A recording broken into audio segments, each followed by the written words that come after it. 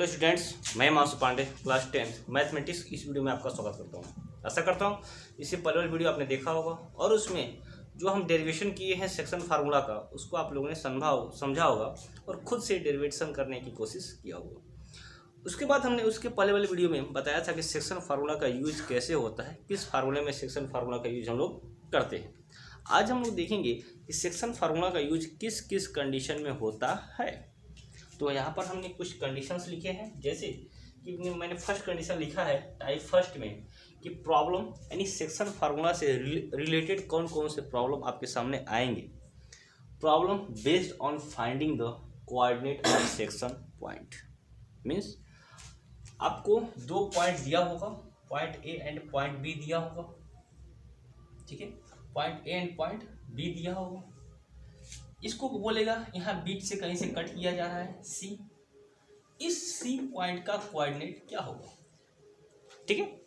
इस C point की coordinate के लिए फार्मूला ही हम कल ही डेरिवेशन किए थे इसी पिछले वाले वीडियो में। तो उसमें क्या बताया था कि x is equal to x2 या फिर ऐसे लिख देते हैं m x2 and n x1 upon m plus n।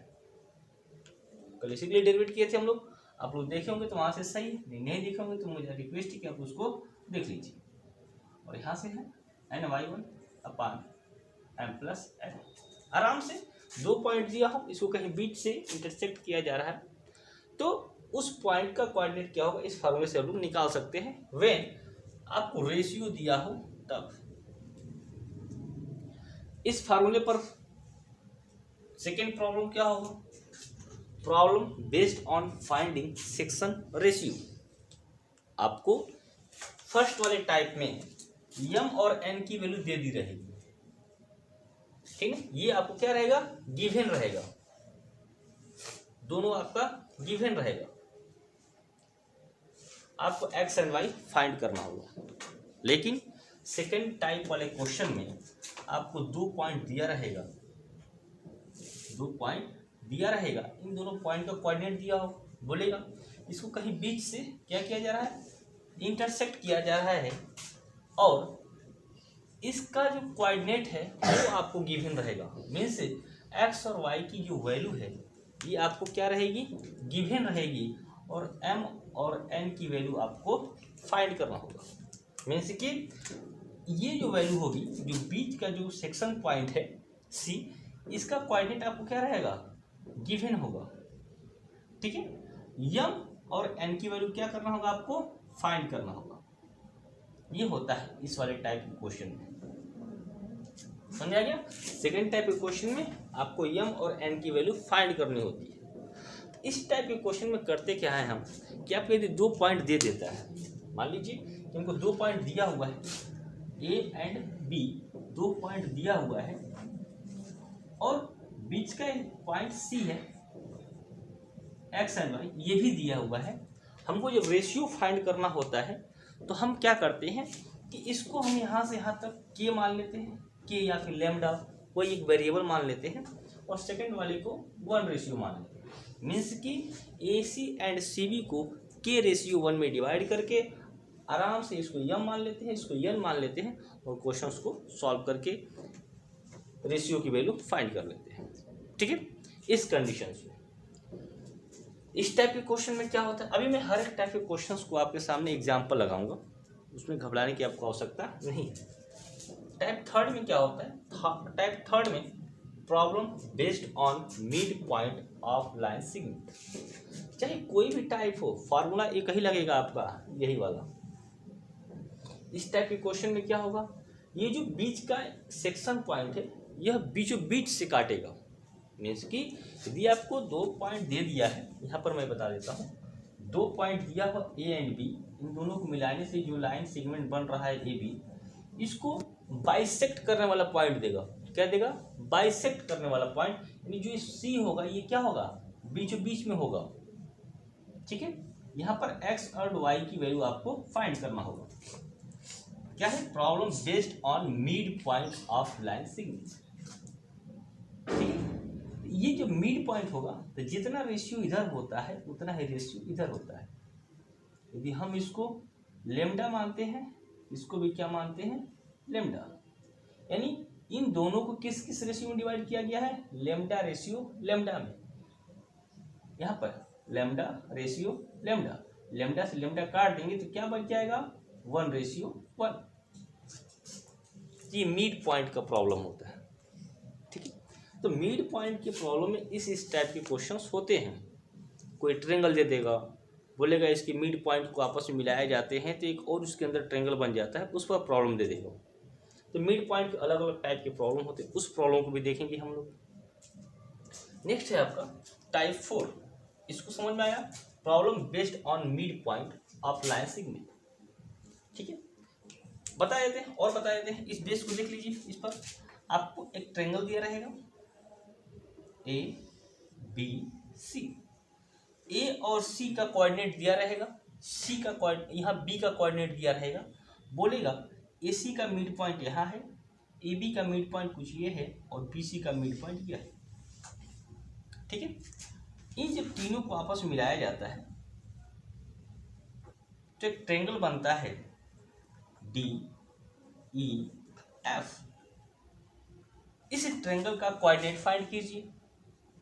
तो जब मिड पॉइंट बोलेगा ना, ये तो गिवन रहेगा आपका, ये भी आपका गिवन रहेगा। इस दोनों की हेल्प से हम ई का निकाल देंगे पॉइंट, वही होगा। मिड पॉइंट है तभी बताया कि रेशियो 1:1 में डिवाइड होता है। ये भी क्या होगा, 1:1 में डिवाइड होगा, और ये भी क्या होगा आपको 1:1 में डिवाइड होगा। तो आसानी से आप ई का पॉइंट फाइंड कर लोगे, यहाँ से एफ का पॉइंट फाइंड करोगे, डी का पॉइंट फाइंड कर लोगे। तो ये मिड पॉइंट पे आपके प्रॉब्लम्स होते हैं।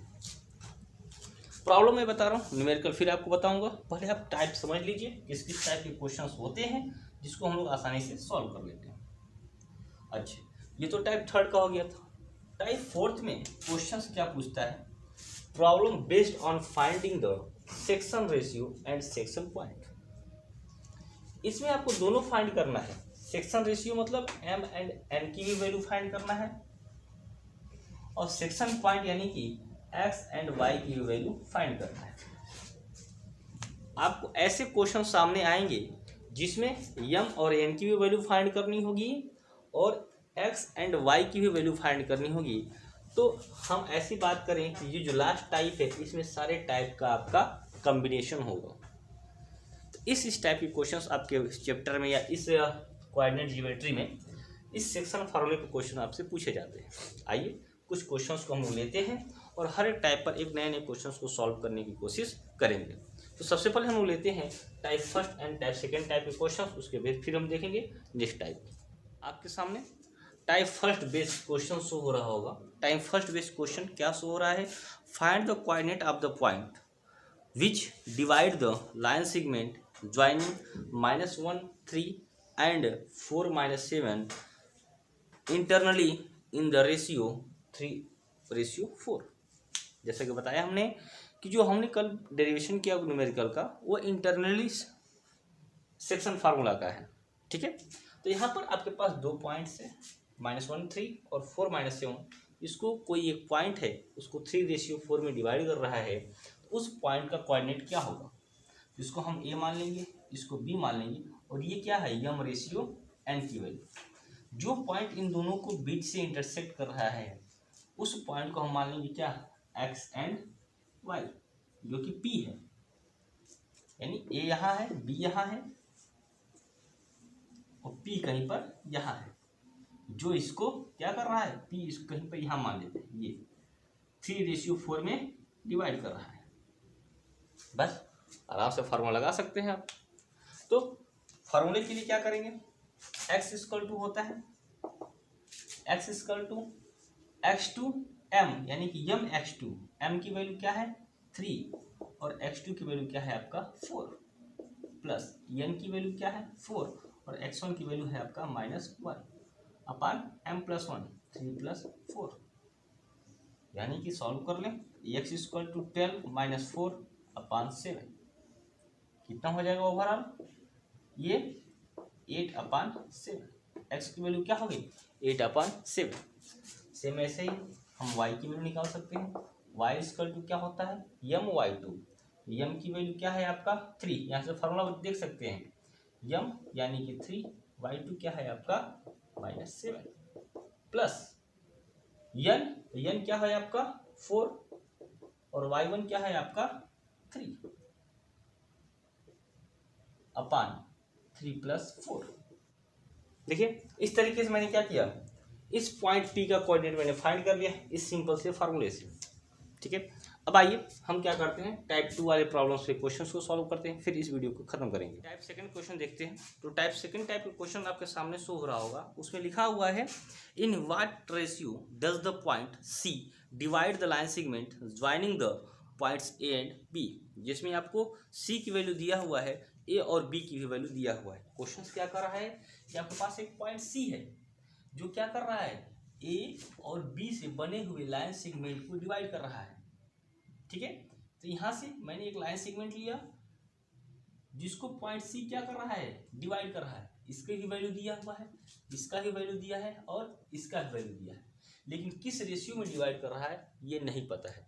तो हमने बताया कि इसमें क्या किया जाता है कि रेशियो 1 हम मान लेते हैं, बाकी इन सब की वैल्यू दिया हुआ है। क्या दिया हुआ है, सबसे पहले क्या करेंगे कि ये जो सेक्शन फार्मूला का क्वेश्चन न्यूमेरिकल का सेक्शन फार्मूला का जो होता है इसको लिख लेंगे हम लोग formula x = mx2 + ny1 x n x1 / m + n। Same ऐसे ही y वाला, यहाँ पर देखिए x की जगह पर क्या दे दिया है 3/5 और y की जगह पर क्या दे दिया 11/5। ठीक है, तो करना कुछ नहीं है, आपको x की जगह पर x वाली वैल्यू रख लेनी है, x की जगह पर x वाली वैल्यू रख लेनी है। तो ये क्या है आपका 3/5 इक्वल टू m की वैल्यू मैंने क्या मान लिया k, और x2 क्या है आपका -3 प्लस n की जगह पर 1 है और x1 की जगह पर है आपका 3 अपान k + 1। यदि आपको इस टाइप का क्वेश्चन है तो आप सेम टू सेम ऐसे ही लगा दोगे, एग्जाम में अच्छा खासा नंबर मिल जाएगा। तो यहाँ पर 3/5 -3k और +3 अपान k + 1। अब यहाँ से क्या करना है आपको, क्रॉस मल्टीप्लिकेशन, इसका मल्टीप्लाई यहाँ, इसका मल्टीप्लाई यहाँ, तो हो जाएगा 3 × k + 1 = 5 ब्रैकेट में -3k + 3, कुछ ऐसा होगा जब ये हो जाएगा आपका 3k + 3 = -15k + 15। के वालों के एक साइड ले लो, विदाउट के वालों को एक साइड, ये इधर आ जाएगा, ये क्या हो जाएगा 3k + 15k और ये हो जाएगा 15 - 3, ये हो जाएगा आपका 18k = 12। सो k = 12/18, इसको काट दीजिए, 6 × 2 = 12, 6 × 3 = 18। सो द k = क्या हो जाएगा 2/3। सेम ऐसे ही आप देखोगे जब इसको सॉल्व करोगे y की वैल्यू क्या हो जाएगी 11/5 इक्वल टू m की वैल्यू क्या है आपका k इंटू y2 क्या है आपका -2। आपको y1 y2 पहचानने आना चाहिए। पहला होता है आपका x1, ये होता है y1, ये होता है x2, ये होता है y2, प्लस n की वैल्यू है 1 और y1 की वैल्यू क्या है आपका 5 अपान m + n यानी कि k + 1, 11/5 equal to -2k + 5 upon k + 1। फिर सेम हेयर क्रॉस मल्टीप्लिकेशन, इसका यहाँ पर मल्टीप्लाई, इसका यहाँ पर मल्टीप्लाई, 11 × k + 1, यहाँ पर 5 × -2k + 5, ये क्या हो जाएगा आपका 11k + 11, ऐसा होगा। और यहाँ पर क्या हो जाएगा आपका इक्वल टू -10k होगा, ध्यान दीजिएगा, यहाँ पर हो जाएगा 25। ओके, ये चीज हो जाएगी आपको। अब के वालों के एक साथ ये हो जाएगा 11k और +10k, यहाँ हो जाएगा आपका 25 - 11, इसको ऐड करेंगे तो क्या हो जाएगा ये 21k इक्वल टू ये हो जाएगा आपका 4 और 1 14। सो द जब हम लोग इसको ट्रांसफर करेंगे तो k इक्वल टू क्या मिल जाएगा 14/21, 7 2 = 14, 7 3 = 21। So the k equal to 2/3। तो यहाँ पर आपको देखने को मिला कि आप या तो एक्स वाला सॉल्व किए या तो वाई वाला फार्मूले से सॉल्व किए, दोनों ही कंडीशंस में के की वैल्यू क्या मिल गई 2/3। तो कोई एक ही लेके चलोगे, कोई ज़रूरी है हमको के ही तो वैल्यू चाहिए, तो के की वैल्यू दोनों जगह एक ही आई है, तो ओवरऑल के की वैल्यू हम क्या लेंगे 2/3। तो हमको के ही निकालना था, तो so the ratio is equal to, यहाँ पर लिखेंगे सो, लास्ट में so the ratio is equal to क्या है, के रेशियो 1 है ना, के रेशियो 1 है, के रेशियो 1, तो के की वैल्यू क्या है 2/3 और रेशियो 1। आप इसको चाहो तो ऐसे ही छोड़ सकते हो, या फिर आप जब सॉल्व करोगे इसको, ये रेशियो कुछ ऐसे बदल जाएगा 2/3। समझ में आया, ये बदल जाता है 2/3 में। तो आपका जो नेक्स्ट आंसर हो जाएगा वो के रेशियो 1 इक्वल टू हो जाएगा 2/3, यानी ये जो लाइन सेगमेंट है ये 2/3 में डिवाइड है। ठीक है, तो यहाँ पर के रेशियो 1 की वैल्यू क्या होगी 2/3। यदि आप जानना चाहते हो कि ये 2/3 रेशियो 1 कैसे 2/3 बन गया, तो आइए इसको थोड़ा सा मैं आपको यहाँ पर समझा देता हूँ। यहाँ पर दिख रहा है, यहाँ पर देखिए हमको क्या निकालना है के रेशियो 1, के रेशियो 1 यानी इसको बोल सकते हैं क्या k/1। तो यहाँ पर के की वैल्यू क्या आई हमारी 2/3 डिवाइड बाई क्या है 1, कुछ ऐसा ही तो है। जब इसको सॉल्व करेंगे हम लोग 2/3 डिवाइड बाई क्या 1 ऐसा है, तो मल्टीप्लाई जब करते हैं तो 2/3 इंटू 1/1 एक ही चीज हुआ। तो ओवरऑल k/1 इसको क्या बचा 2/3।